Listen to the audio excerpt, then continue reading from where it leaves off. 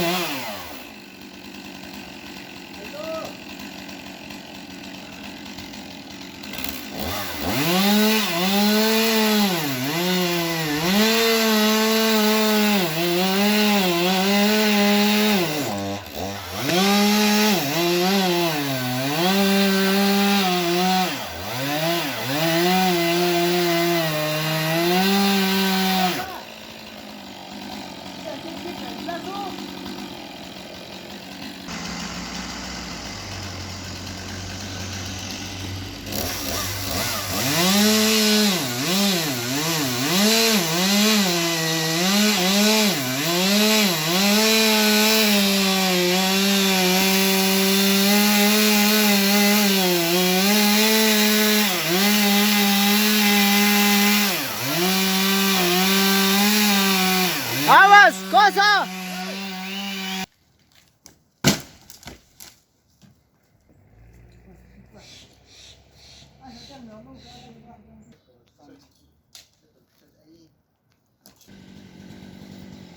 Está bien, amigos, gracias por ver este video y les deseo un feliz Navidad y próspero año nuevo. Y hoy ya, como pueden ver, ya casi estamos terminando el árbol y todo salió bien, y gracias a Dios, porque está un poco peligroso, como pueden observar, y está pegado en un cable y se cae un tronco o algo así, un trozo encima, y se puede romper el cable, pero ahora gracias a Dios todo salió bien. Y como pueden ver, ahí están los trabajadores ahí trabajando.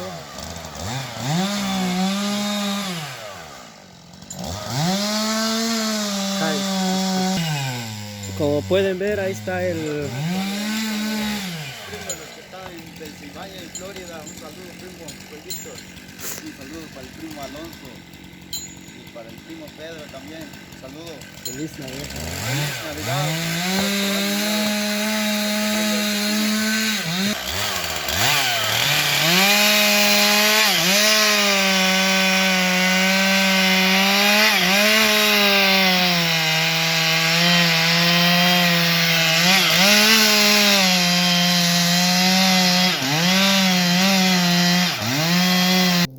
Un saludo para Florida, donde está mi hijo Giovanni, también Juan Montejo, y mis hermanas también, y mi hermano Joel, también en Minnesota, Santos Luis.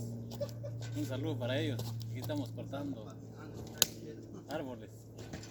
Ahí se cuidan. Feliz Navidad. Feliz Navidad.